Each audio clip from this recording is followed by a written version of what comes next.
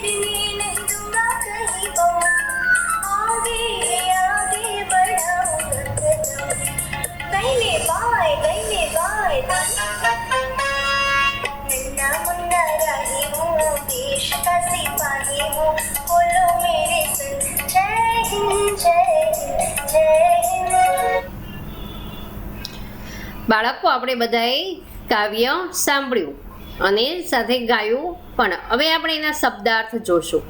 નન્હા એટલે છોટા, ધૂપ એટલે તડકો, રાહી એટલે મુસાફિર અને યાત્રી બંને થાય, સિપાહી એટલે સૈનિક, વતન એટલે દેશ, જન્મભૂમિ આપણી, મંજિલ એટલે લક્ષ્ય અને ધ્યેય એટલે ચલન, વ્યવહાર એટલે આચરણ, चलन એટલે વ્યવહાર અને આચરણ, દમ એટલે સાસ, बम એટલે વિસ્ફોટક પદાર્થો કા બના હુआ गोला, કદમ એટલે પેર. આપણે હવે આ આખી જ કવિતાને આપણે ગુજરાતીમાં પણ એકવાર હિન્દીમાં એને લીટીને દરેક પંક્તિને આપણે ગુજરાતીમાં સમજશું કે નન્ના મુન્ના રાહી હું, દેશ કા સિપાही હું, બોલો મેરે સંગ જય હિન્દ જય હિન્દ જય હિન્દ.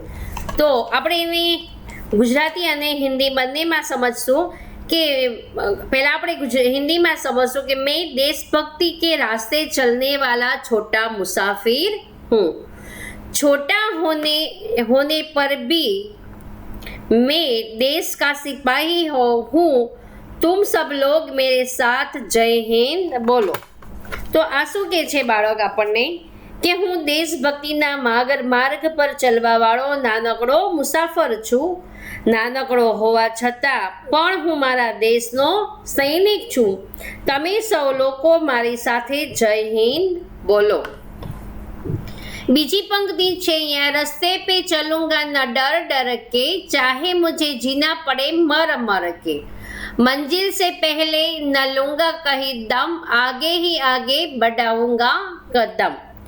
तो देशभक्ति के रास्ते पर मैं डर कर नहीं चलूंगा, चाहे मुझे कितने भी कष्ट सहने हुए जीना पड़े। मंजिल पर पहुंचने से पहले मैं कभी आराम नहीं लूंगा, मैं आगे ही आगे बढ़ता जाऊंगा। तो આપણે એમાં ગુજરાતીમાં સમજશો કે દેશભક્તિના માર્ગ પર હું ડરીને ચાલીશ નહીં, ભલેને મારે કેટલાય કષ્ટો સહન કરતા જીવવું પડે। મંજિલ લક્ષ્ય સુધી પહોંચતા પહેલા હું ક્યાંય આરામ કરીશ નહીં, હું આગળ ને આગળ જ વધતો જઈશ।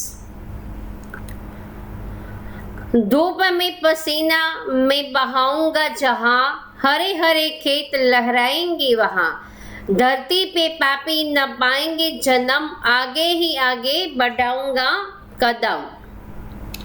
धूप में चलते हुए मैं कहाँ पसीना बहाऊंगा, धूप में चलते हुए मैं जहाँ पसीना बहाऊंगा, वहाँ हरे भरे खेत लहलहा उठेंगे, मेरे रहते हुए धरती पर पाप करने वालों का जन्म नहीं हो पाएगा, मैं आगे ही आगे बढ़ता जाऊंगा। હવે આપણે એને ગુજરાતીમાં સમજશું કે તડકામાં ચાલતી વખતે હું જ્યાં પરસેવો પાડીશ ત્યાં હરિયાળા ખેતરો લહેરાઈ ઉઠશે। મારી હયાતીમાં જ્યાં સુધી હું આ ધરતી પર છું ત્યાં સુધી ધરતી પર પાપ કરનારાનો જન્મ નહીં થાય, હું આગળ ને આગળ વધતો જઈશ। बड़ा हो के देश का सहारा बनूंगा, दुनिया की आंखों का तारा बनूंगा, रखूंगा ऊंचा तिरंगा हरदम। कहे छे कि मैं बड़ा होकर देश का सहारा बनूंगा, मैं सारी दुनिया की आंखों का तारा सबका प्यारा बनूंगा, मैं अपने देश के तिरंगे झंडे को हमेशा ऊंचा रखूंगा, मैं आगे ही आगे बढ़ता जाऊंगा। હવે આપણે એને ગુજરાતીમાં સમજશું કે હું મોટો થઈને આ દેશનો આધાર બનીશ, હું આખી દુનિયાની આંખોનો તારો અને સૌનો પ્રિય બનીશ, હું મારા દેશના તિરંગા ઝંડાને હંમેશા ઊંચો રાખીશ, હું આગળ ને આગળ જ વધતો જઈશ। आगे ही आगे बढ़ाऊंगा कदम, दाहिए बाएं थम नन्हा मुन्ना राही, शांति की नगरी है मेरा यह वतन, सबको सिखाऊंगा मैं प्यार का चलन, दुनिया में गिरने नहीं दूंगा कहीं दम, आगे ही आगे बढ़ाऊंगा कदम। मारो देश शांति की नगरी है, लेकिन मेरा देश शांति की नगरी है, मैं सबको प्यार से व्यवहार करना सिखाऊंगा, मैं दुनिया में कहीं बम नहीं गिरने दूंगा, मेरे रहते दुनिया में कहीं बेकसूर लोग नहीं मारेंगे, मैं आगे ही आगे बढ़ता जाऊंगा। આપણે હવે એને ગુજરાતીમાં સમજશું કે મારો દેશ શાંતિની નગરી છે, હું સૌને પ્રેમથી સહકાર કરતા શીખવીશ, હું દુનિયામાં ક્યાંય બોમ્બ પડવા નહીં દઉં, મારી હયાતીમાં કે જ્યાં સુધી હું જીવતો રહીશ ત્યાં સુધી દુનિયામાં ક્યાંય નિર્દોષ લોકોને મરવા નહીં દઉં, હું આગળ ને આગળ વધતો જઈશ। પછી બાળકો આપણે એના શબ્દાર્થ જોયા। હવે આપણે એનો મહાવરો જોશું। મહાવરે છે આંખો કા તારા, એટલે એને શું કહેવાય મહાવરો, એનું શું થાય કે બહુત પ્યારા। આપણે પછી આગળ એનો અભ્યાસ કાવ્યનો જોશું। उत्तर दीजिए, ऐसे कार्य बताओ जो तुम देश सेवा के लिए करना चाहते हो या करते हो। तो આપણે એનો શું જવાબ આવશે તો કે मैं किसी से झगड़ा या गाली गलौज नहीं करूँगा, मैं कूड़ेदाने में ही कूड़ा फेंक डालूंगा, मैं पानी की बचत करूंगा। ये देश सेवा का कार्य है सब। मैं बिजली की बचत करूंगा, मैं अच्छी तरह पढ़ाई करूंगा। એટલે આપણે અહીંયા લખવાનું કે मैं किसी से झगड़ा या गाली गलौज नहीं करूंगी, मैं कूड़ेदाने में ही कूड़ा डालूंगी, मैं पानी की बचत करूंगी, मैं बिजली की बचत करूंगी, मैं अच्छी तरह पढ़ाई करूंगी। ये सभी देश सेवा के कार्य है। अगर तुम सिपाही होते तो क्या करते? अगर मैं सिपाही होती तो डटकर सरहदों की रक्षा करती, किसी भी मुसीबत में राष्ट्र का द्रोह न करती, आपत्ति के समय मेरे प्राण भी दे देती। तीजों,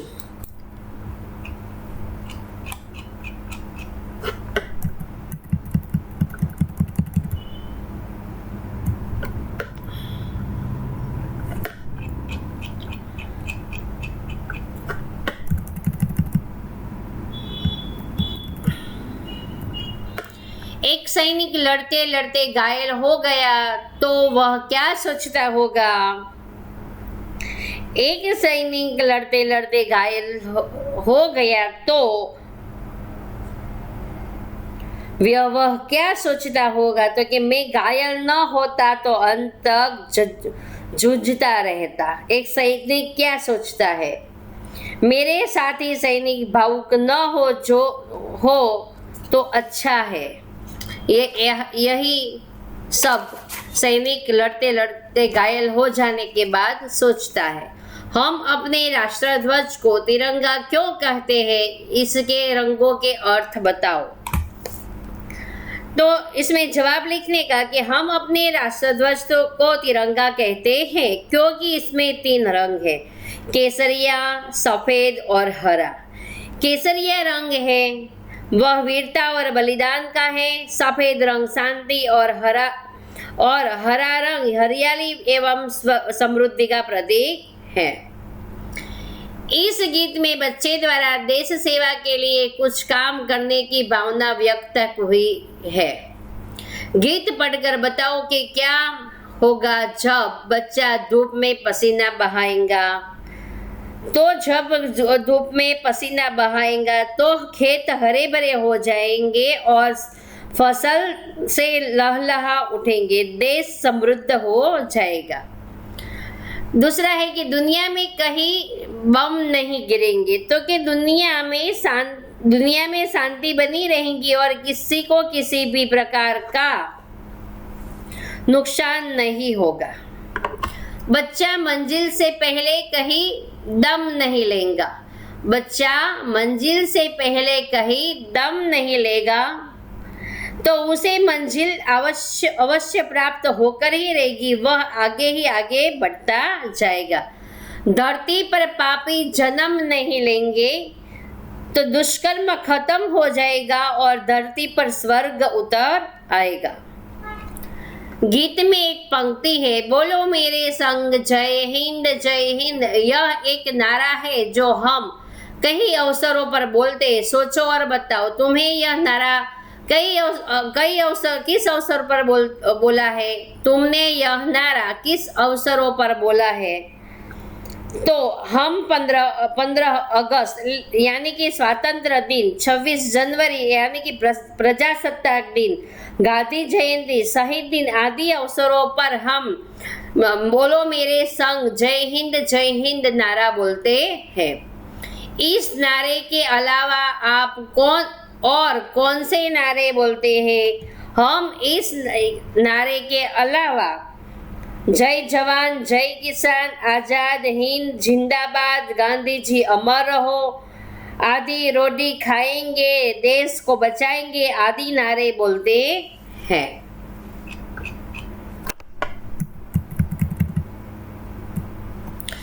इस गीत में बच्चे ने अपने आप को देश का सिपाही बताया है। तुम भी बड़े होकर कुछ न कुछ बनना चाहते होंगे, बताओ बड़े होकर तुम क्या बनना चाहते हो? तो सभी बच्चों अलग अलग बनना चाहते हैं।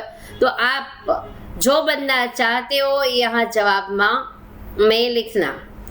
क्यों बनना चाहते हो? तो आप डॉक्टर बनना चाहती हो तो क्यों डॉक्टर बनना चाहते हो, सिपाही बनना चाहते हो तो क्यों सिपाही बनना चाहते हो, आप शिक्षक बनना चाहते हो तो आप क्यों शिक्षक बनना चाहते हो, आप कोई व्यवसाय करना चाहते हो तो आप क्यों व्यवसाय करना चाहते हो, ये यहाँ जवाब में लिखना है।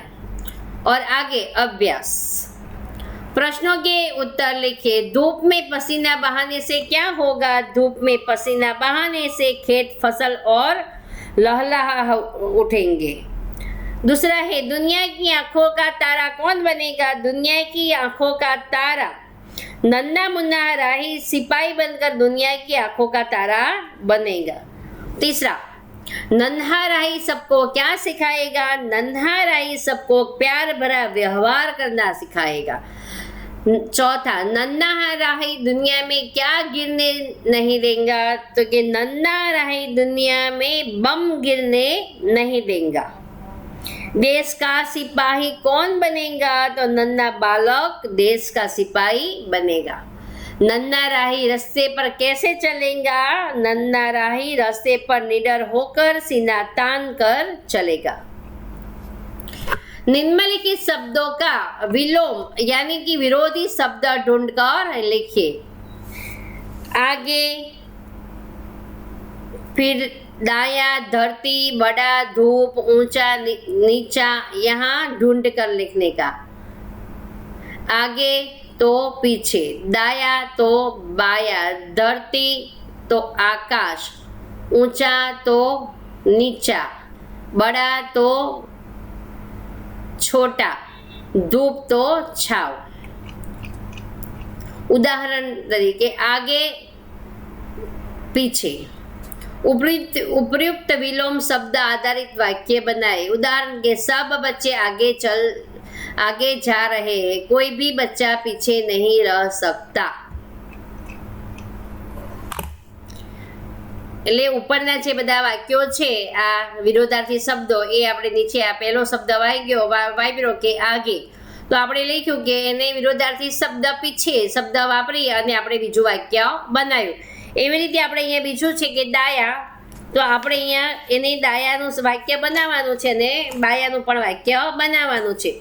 તો દાયા તો કે મેરા બડા, અહીંયા બડા तो પેલો આપણે બડાનું બનાવશું કે ચલો મેરા બડા ભાઈ કિસાન હે, તો અહીંયા બીજું આપણે વાક્ય એવું લખવાનું, મેરા છોટા ભાઈ ડોક્ટર હે।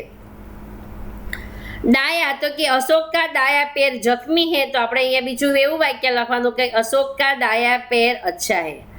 धूप, मैं धूप में पसीना निकलने लगता है, छाव में शीतलता मिलती है। धूप का विरुद्धार्थी छाव, तो આપણે ધૂપનું વાક્ય બનાવવાનું અને પછી છાવનું વાક્ય બનાવવું। પછી છે કે ધરતી, તો કે ધરતી में पौधा लगता है, तो એનું વિરુદ્ધાર્થી છે આકાશ, તો આકાશ में बादल होते हैं। अब ऊंचा, नारियल का पेड़ ऊंचा है, तो कि तुलसी का पेड़ छोटा है। नीचा है, ऊंचा तो के एनु विरुद्धार्थी नीचे, तो के नारियल का पेड़ ऊंचा है तो ऊंचा है तो नारियल का तुलसी का पेड़ नीचा है। नीचे दिए गए शब्दों के दो दो पर्यायी शब्द सामने दिए गए आयत में से ढूंढ कर लिखिए। तो राही एनु पर्यायी એટલે કે એનું સમાનાર્થી શબ્દ છે એ આપણે આમાંથી લખવાનું છે। રાહી તો એક મુસાફિર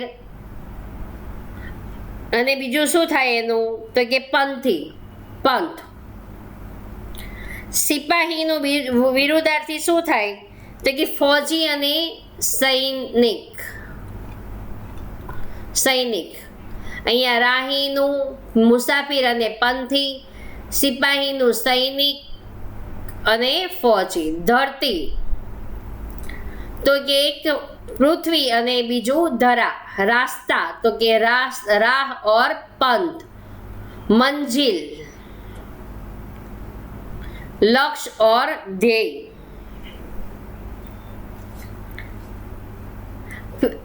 फिर आगे उसका शब्द दिए गए आयत में वाक्यों बनाने हैं। तो आगे देखिए, मातृभाषा में अनुवाद कीजिए। धरती पर पापी जन्म नहीं लेंगे। तो कि धरती ऊपर पापी जन्म लेशे नहीं। बच्चे रास्ते पर बिना डरे चलेंगे। बाळको रस्ता ऊपर डर्या वगर चाली सकशे। मैं देश का सैनिक हूँ। हूँ देशनो सैनिक छू। दुनिया में कहीं भी बम नहीं गिरेगे। दुनिया ની અંદર ક્યાંય बम પડશે नहीं। हमारे देश का नाम भारत है। अपना देशનું नाम भारत છે। निम्नलिखित भावार्थ से संबंधित पंक्तियां कविता में से ढूंढ कर लिखिए। नन्हा राही बिना डरे रास्ते पर चलेगा। तो एनु छे ए आपणे शुं छे के रस्ते पे चलूंगा न डर डर के एनी पंक्ति छे। आपणे एने जवाबमां एनी पंक्ति लखवानुं। नन्हा राही मंजिल पाए बिना दम नहीं लेगा। तो एनी पंक्ति छे के मंजिल से पहले न लूंगा कहीं दम। नन्हा राही सबका प्यारा बनेगा। तो कि नन्हा राही आंखों का तारा बनूंगा। दुनिया की आंखों का तारा बनूंगा। चौथों छे कि हमारे देश शांति प्रिय है। हमारा देश शांति प्रिय है। शांति की नगरी है मेरा यह वतन। छठा, उचित शब्द चुनकर वाक्य पूर्ण कीजिए। लड़के खेल रहे हैं। लड़के खेल रहे हैं। खाली जगह क्रिकेट खेलता हूँ। मैं क्रिकेट खेलता हूँ। आप कहाँ जा रहे हैं? आप कहाँ जा रहे हैं?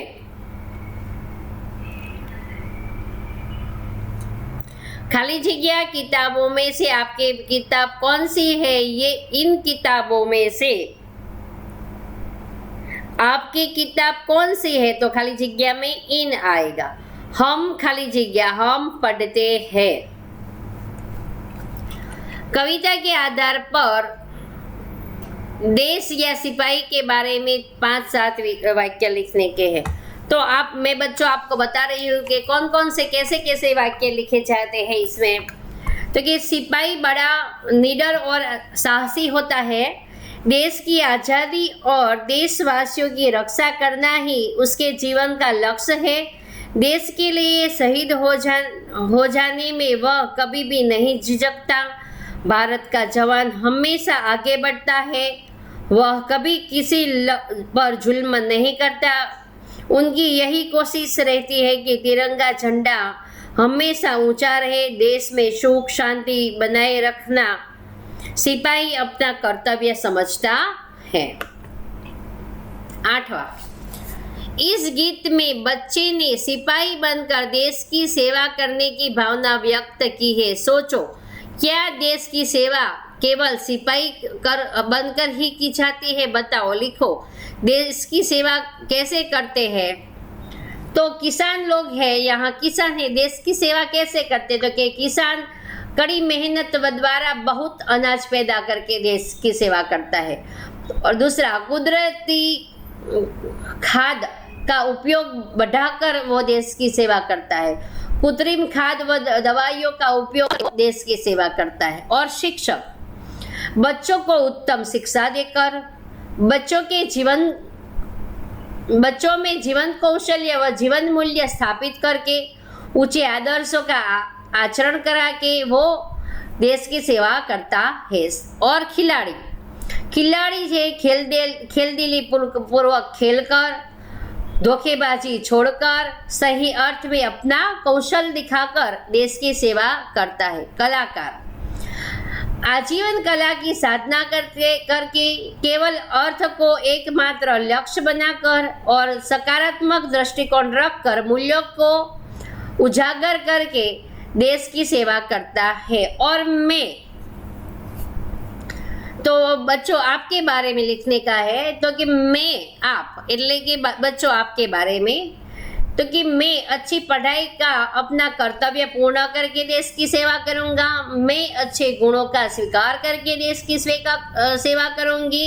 मैं ऊंचे आदर्श रखकर और उनका आचरण करके देश की सेवा करूंगी। और छोटी छोटी बातों का भी महत्व समझकर मैं देश की सेवा करूंगी। योग्य विस्तार છે यहाँ आप प्रसार भारती के माध्यम से प्रसारित कार्यक्रमों में देश भक्ति के गीत सुनकर याद करें और देशभक्ति के गाने पसंद करके संग्रह कीजिए। दूरदर्शन प्रसारित 26 जनवरी या 15 अगस्त के कार्यक्रमों को देखकर आप चर्चा कीजिए। बाळको આપણો પાઠ અહીંયા પૂરો થઈ જાય છે। નન્ના મુન્ના રાહી મેં આગળ પણ 2 પાઠ ચલાવ્યા છે તમને। એ 2 પાઠ પછી ત્રીજો પાઠ પણ હું તમને મૂકીશ હિન્દીનો। એ તમારે જોવાનો છે, સાંભળવાનો છે, સમજવાનો છે। એનું જ્યારે હું તમને સ્વાધ્યાય આપીશ એ પણ તમારે કરવાનું છે। બાળકો હું આશા રાખું છું કે આગલા 2 પાઠનું સ્વાધ્યાય પણ તમે કરી નાખ્યું હશે ને આ ત્રીજા પાઠનું સ્વાધ્યાય પણ તમે પાકી બુકમાં વ્યવસ્થિત રીતે કરજો। એની હું તમને સ્વાધ્યાય લખવા માટેની હું તમને એક PDF મોકલીશ, એમાંથી તમે સ્વાધ્યાય પૂર્ણ કરજો। જય હિન્દ, જય ભારત।